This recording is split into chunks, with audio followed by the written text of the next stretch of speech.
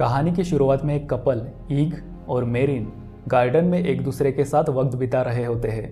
दोनों एक दूसरे को बहुत चाहते हैं और पूरी जिंदगी एक साथ बिताने का वादा करते हैं। लेकिन अगले ही पल ईग शराब की खाली बोतल के साथ फर्श पर पड़ा होता है। उसकी आंख खुलती है। वो अभी भी मेरिन के ख्यालों में डूबा होता है।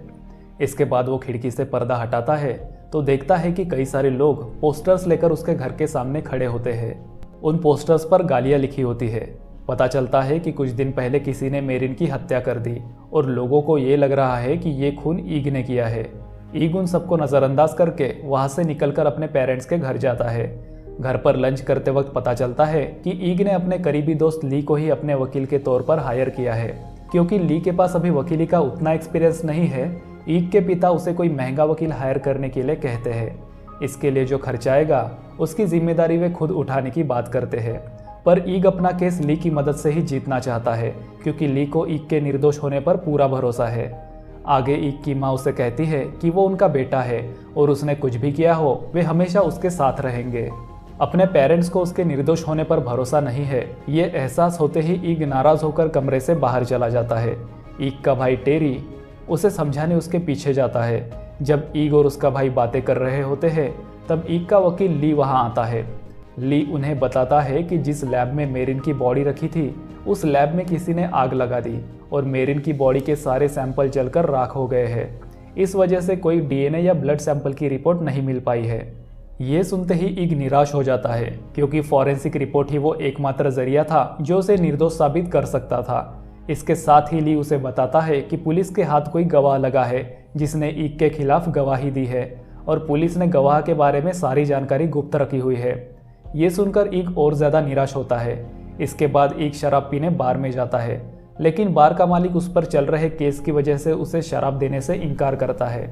उस बार में ईग की बचपन की दोस्त ग्लेना भी काम करती थी। वो उसे शराब देती है और उसके साथ फ्लर्ट करने लगती है, लेकिन ईग उसमें कोई दिलचस्पी नहीं दिखाता और वहां से चला जाता है। रात में सब मेरिन की आत्मा की शांति के लिए प्रार्थना कर रहे होते हैं। मेरिन के पिता वहां एक भाषण देते हैं जिसमें वे मेरिन के मौत के लिए ईग को जिम्मेदार मानते हैं। ईग उन सब की बातें छुपकर सुन रहा होता है। उनकी ये बातें सुनकर वो फूट फूट कर रोने लगता है।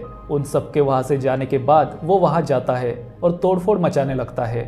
मेरिन की मौत के लिए वो भगवान को कोसता है और वहीं पर पेशाब करने लगता है। तभी ग्लेना वहां आकर उसे रोकती है। वो ग्लेना से कहता है कि मेरिन की तो भगवान पर पूरी श्रद्धा थी, फिर उसके साथ ये सब क्यों हुआ। अगली सुबह जब ईग की आंख खुलती है तो वो खुद को ग्लेना के साथ बिस्तर पर पाता है। कल नशे में दोनों ने एक साथ रात बिताई थी। ईग को अपने माथे पर उभार जैसा कुछ महसूस होता है। जब वो आईने में जाकर देखता है तो चौंक जाता है। उसके माथे पर सींग उगाए थे। कहीं ये उसका भ्रम न हो इसलिए वो इसके बारे में ग्लेना से पूछता है। ग्लेना ये तो कहती है कि उसे सींग नजर आ रहे हैं, लेकिन उसके हाव भाव में थोड़ी भी हैरानी नहीं होती है, मानो सींग उगना कोई आम बात हो। इसके बाद ग्लेना मेज पर रखे डोनट्स खाने की इजाज़त मांगती है। इजाज़त मिलते ही वो डोनट्स पर टूट पड़ती है। ग्लेना उससे कहती है कि वो खुद को वर्थलेस समझती है क्योंकि कोई उसे प्यार नहीं करता है। ईग इसके बाद अपने सींग दिखाने अस्पताल जाता है। वहाँ एक औरत बैठी होती है जिसकी बेटी ने अस्पताल में काफ़ी शोर मचाया होता है। अचानक वो औरत ईग से कहती है कि वो अपने वैवाहिक जीवन से तंग आ चुकी है। उसका मन कर रहा है कि वो अभी जाकर अपने पति को तलाक दे ताकि वो अपने गोल्फ ट्रेनर के साथ रोमांस कर सके। ईग रिसेप्शनिस्ट के पास अपना फॉर्म जमा करने जाता है। तब रिसेप्शनिस्ट उसे कहती है कि वो शोर मचाने वाली लड़की की माँ से चिल्लाकर कहना चाहती है कि वो अपनी बेटी को लेकर वहाँ से चली जाए। ईग उसे जो उसके दिल में है वो करने के लिए कहता है। रिसेप्शनिस्ट चिल्लाकर उस औरत को वहाँ से जाने के लिए कहती है। इस वजह से वो औरत भी गुस्सा हो जाती है और रिसेप्शनिस्ट के साथ झगड़ा करने के लिए आगे बढ़ती है। जब ईग उसे रोकने के लिए उसका हाथ पकड़ता है तब एकदम से कुछ दृश्य उसके दिमाग में आते हैं जिसमें वो औरत अपने गोल्फ ट्रेनर के साथ संबंध बना रही होती है। आज सभी लोग ईग से अपनी दिल की बातें कह रहे हैं, यहाँ तक कि जब वो डॉक्टर के केबिन में जाता है तब नर्स उसे कहती है कि वो उसके धोखेबाज बॉयफ्रेंड की कार को तबाह करना चाहती है। तभी डॉक्टर वहाँ आता है। डॉक्टर भी काफ़ी अजीब बर्ताव करने लगता है। वो ईग को उसकी लाइफ में चल रहे प्रॉब्लम्स के बारे में बताना शुरू करता है। ईग इन सब चीज़ों से भड़क जाता है। वो उससे पूछता है कि क्या सच में उसे ये सींग अजीब नहीं लग रहे हैं। डॉक्टर उसे बताता है कि सींग उगना तो एक अजीब बात है, लेकिन जैसे ही वो दूसरी ओर देखता है वो भूल जाता है कि ईग के सर पर सींग है। इसके बाद डॉक्टर उन सींगों को काटने के लिए एक आरी लेता है। वो ईग को बेहोश करता है। बेहोश होते ही ईग को सपने में अपनी पुरानी जिंदगी में बीते हुए पल दिखने लगते हैं। छोटी मेरिन ईग का ध्यान अपनी तरफ खींचने के लिए क्रॉस का रिफ्लेक्शन ईग के फेस पर डालती है। ईग को मेरिन से पहली नज़र में ही प्यार हो जाता है। बाद में ईग को मेरिन का क्रॉस चर्च में गिरा हुआ मिलता है। अगले दिन ईग अपने दोस्तों के साथ चेरी बम से चीज़ें फोड़ रहा होता है।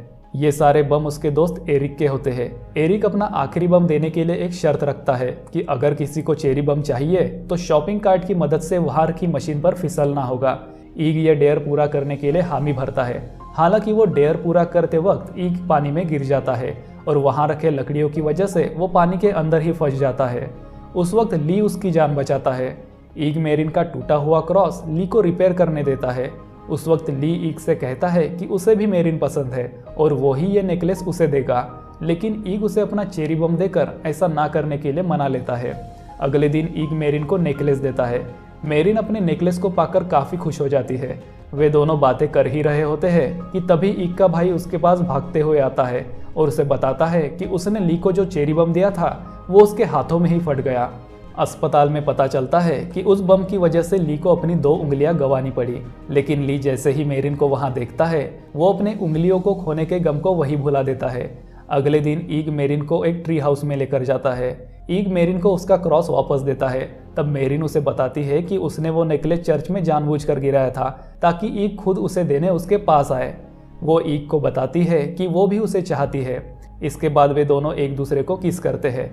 ऐसे ही वक्त बीतता है। दोनों बड़े होते हैं। दोनों एक दूसरे के काफ़ी पास आ गए थे। तभी ईग को होश आता है। वो देखता है कि अभी तक डॉक्टर ने उसके सींगों का इलाज नहीं किया है और आरी अभी भी उसके सींगों में लगी है। वो देखता है कि डॉक्टर नर्स के साथ फिजिकल होने में व्यस्त है।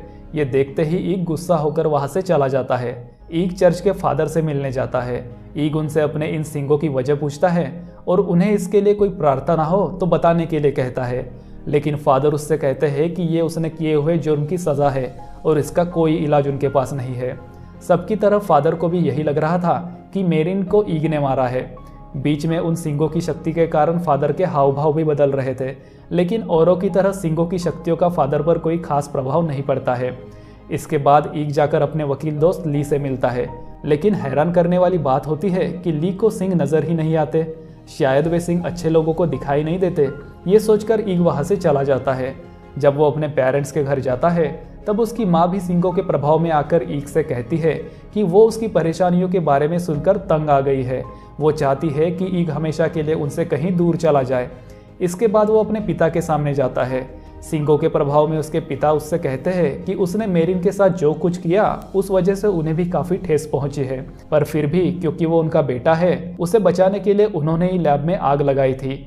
ये सुनते ही ईग को जोर का झटका लगता है। इसके बाद वो बार में जाता है। रिपोर्टर्स भी उसे फॉलो करते हुए उसके पीछे आते हैं। ईग अपनी शैतानी शक्तियों की मदद से उन सबके बीच झगड़ा करवाता है।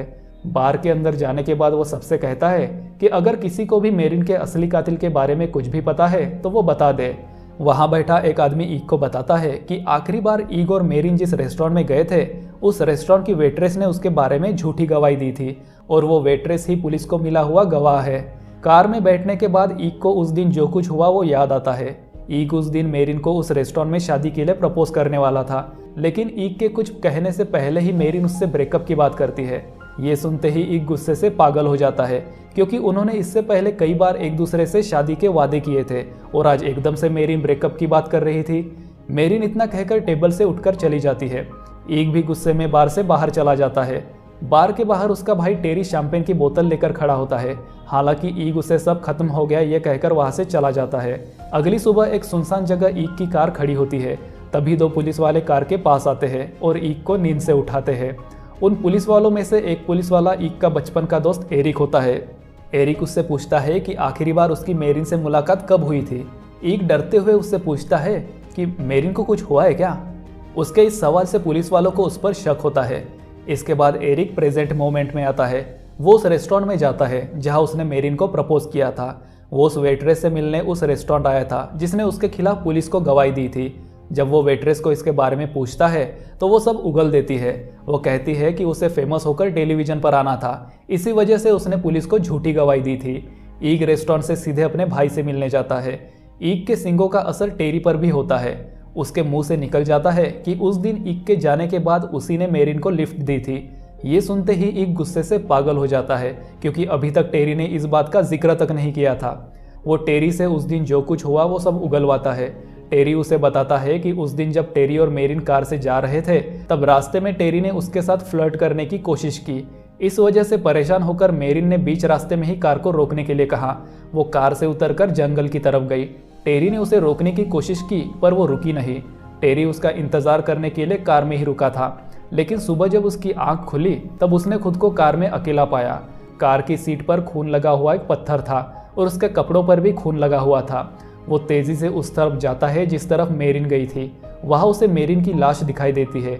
ये देखते ही वो बहुत ज्यादा डर जाता है और खून लगा हुआ पत्थर एवं अपने कपड़ों को नदी में बहा देता है। इसके बावजूद भी वो कहता है कि उसने मेरिन को नहीं मारा है, क्योंकि वो भी उससे प्यार करता था। इन दोनों के बीच लड़ाई हो ही रही होती है कि तभी एरिक वहां आता है और उस वेट्रेस के बयान पर ईग को गिरफ्तार कर पुलिस स्टेशन ले जाता है। अगले दिन ली ईग को जेल से छुड़ाता है। ईग ली को उस वेट्रेस और टेरी से हुई उसकी बातचीत के बारे में बताता है। उन दोनों के बीच बातें चल ही रही होती है कि तभी ईग की नज़र ली के गले पर पड़ती है। उसने वही क्रॉस पहना होता है जो पहले मेरिन पहना करती थी। ईग उस क्रॉस को पहचान जाता है और उससे इसके बारे में पूछता है। ली पहले थोड़ा हिचकिचाता है पर फिर बता देता है कि मेरिन ने ही उसे ये क्रॉस दिया था। वो आगे कहता है कि उसके लिए ही मेरिन ईग के साथ ब्रेकअप करना चाहती थी। ये सुनते ही ईग टूट सा जाता है। वो गुस्से में वहां से चला जाता है। ईग एक सुनसान जगह जाता है और गुस्से में अपने सींगों को तोड़ने की कोशिश करता है, लेकिन काफी कोशिश करने के बाद भी उसके सींगों को कुछ नहीं होता है। वो निराश होकर जमीन पर बैठ जाता है। तभी वो देखता है कि कई सारे सांप उसी की तरफ आ रहे होते हैं। उनसे बचने के लिए ईग एक लोहे का औजार उठाता है, लेकिन तभी एक सांप उसके गले से लिपट जाता है। ईग समझ जाता है कि ये सब उन सींगों की करामत है। अपनों से मिले धोखे से वो टूट सा गया था। बदले की आग उसके अंदर सुलग रही थी। वो उन सांपों की मदद से उस झूठी वेट्रेस को एक दर्दनाक मौत देता है। अगली बारी उसके भाई टेरी की होती है। वो उसके घर जाता है। टेरी उस वक्त मेरिन के मरने के गम में नशा कर रहा होता है। ईग उसे अपनी शक्तियों की मदद से सारे ड्रग्स एक साथ सेवन करने के लिए मजबूर करता है, जिससे टेरी अपने होश खो बैठता है। अगली सुबह ईग अपने ख्यालों में डूबा होता है। तभी ली उसे ढूंढता हुआ वहां आता है। ईग उसे उसकी और मेरिन की रिलेशनशिप के बारे में पूछता है, जिस पर जवाब देते हुए ली कहता है कि वे दोनों पहले खुद श्योर होना चाहते थे। इस वजह से उन्होंने अपनी रिलेशनशिप को गुप्त रखा था। गुस्से में ईग ली पर झपटता है और उसके गले से मेरिन का क्रॉस छीन लेता है। क्रॉस के गले से निकलते ही ली को ईग के सर पर सींग नजर आने लगते हैं। वो क्रॉस की शक्ति थी जो ईग के सींगों की शक्ति को ली पर असर करने से रोकती थी, लेकिन क्रॉस गले से निकलते ही ली भी सींगों के प्रभाव में आ जाता है और ईग से कहता है कि उसी ने मेरिन का खून किया था। ये सुनते ही ईग उस पर वार कर उसे नीचे गिराता है। जैसे ही वो उसका गला पकड़ता है, उसे उस रात क्या हुआ था दिखाई देता है। वो देखता है कि ली उस रात रेस्टोरेंट से ही इन पर नजर रखे हुए था। जब मेरिन टेरी की कार से बाहर जाती है, ली भी उसके पीछे पीछे जाता है। मेरिन को ली के वहां दिखने की कतई उम्मीद नहीं थी। ली उसे किस करने की कोशिश करता है। मेरिन उसे रोकती है। मेरिन ने ईग से किए ब्रेकअप के कारण ली को लगा कि मेरिन उसे चाहती है, लेकिन जब वो इसके बारे में मेरिन से बात करता है तब मेरिन इन बातों को खारिज कर देती है। इतना देखते ही ईग भावुक हो जाता है और ली से थोड़ा दूर जाकर खड़ा होता है। ली मौके का फायदा उठाता है और पीछे से उस पर वार करता है। ईग को मारते वक्त वो कबूल करता है कि उसने उस दिन मेरिन का रेप भी किया था, और जब मेरिन ने उसे रोकने की कोशिश की तब उसने एक बड़े से पत्थर को उसके सर पर दे मारा, जिस वजह से वो वहीं पर मर गई।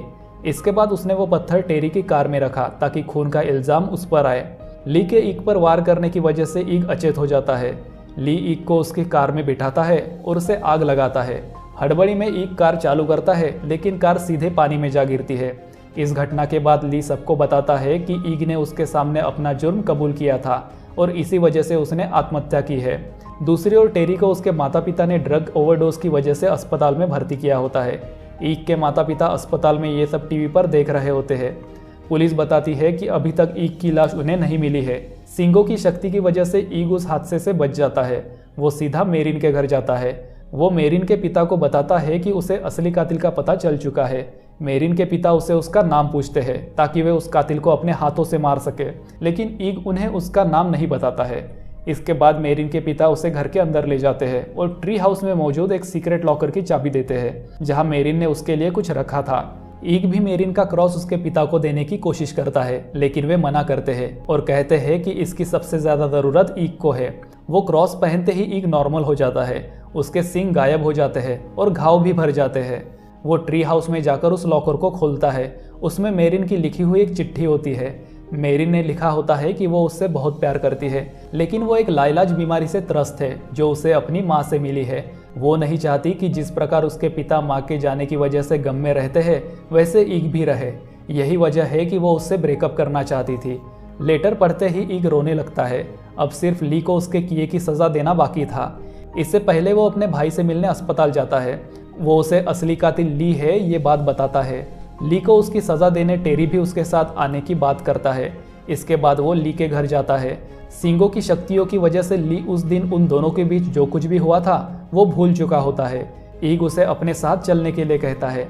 वो उसे उसी जगह लेकर जाता है जहां उसने मेरिन को मारा था। वहां पहुंचने के बाद ईग उसे मेरिन की हत्या के बारे में सच बताने के लिए कहता है, लेकिन ली उसने कुछ किया ही नहीं ऐसे दर्शाता है।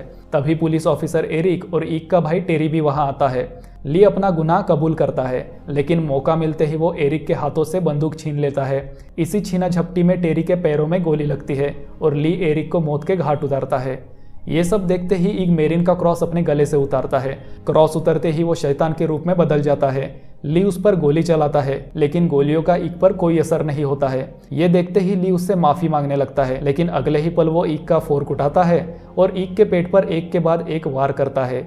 ईग घायल हो जाता है, लेकिन इससे पहले कि ली और कुछ कर सके वो अपने सींगों को ली के पेट के आर पार करता है। हालांकि ली ने भी उसे काफी घायल कर दिया होता है, जिस वजह से ईग की भी वहीं पर मौत हो जाती है और वो आफ्टर लाइफ में मेरिन के साथ फिर से एक हो जाता है और यहीं पर यह मूवी समाप्त हो जाती है। इस मूवी की कहानी दरअसल बाइबल से प्रेरित है। बाइबल के अनुसार एंजल लूसीफर, जो सब एंजल्स में सबसे ज्यादा बुद्धिमान और खूबसूरत था, भगवान का सबसे चहेता था। लेकिन लूसीफर में अपनी बुद्धिमानी और खूबसूरती का घमंड पैदा हो गया और वो अधर्म के रास्ते पर चल पड़ा। इस कारण भगवान ने उसे श्राप देकर स्वर्ग से निकाल दिया।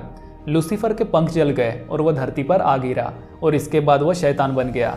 ठीक इसी तरह ईग, जो एक भला लड़का है, मेरिन की मौत के बाद बुरी तरह से टूट गया और उस पर क्रोध, पीड़ा, बदला, ये बुरी भावनाएं हावी होने लगी थी। इन्हीं भावनाओं में बहकर उसने भगवान का अनादर किया, जिससे भगवान ने क्रोधित होकर उसे श्राप दिया। ईग के सिर पर सींग उगाए। सींग उसके शैतान की तरफ के झुकाव को दिखाते हैं और इसी वजह से हर कोई अपनी बुरी आकांक्षाएं ईग को बता रहा था, क्योंकि यही शैतान की ताकत है। लेकिन ईग के अंदर अच्छाई भी थी और जब भी वो मेरिन के क्रॉस को अपने गले में डालता, मेरिन की अच्छाई की शक्ति ईग की अच्छाई की शक्ति से मिलकर शैतानी शक्तियों पर हावी होती थी। अंत में ईग ने अपने गले से क्रॉस निकालकर शैतानी शक्तियों को खुद पर हावी होने दिया। उसके अचानक उगाए पंख लूसीफर के पंखों की तरह जल गए और इसके बाद वो पूरी तरह से शैतान में बदल गया। उसने मेरिन के हत्यारे को सजा तो दी, लेकिन बदले की आग में खुद भी जलकर राख हो गया। लेकिन उसने किए हुए कई अच्छे कर्मों के कारण भगवान ने उसे मरने के बाद फिर से मेरिन का साथ पाने का एक और मौका दिया। ऐसे ही और मूवीज देखने के लिए इस वीडियो को लाइक और चैनल को सब्सक्राइब करना ना भूलें।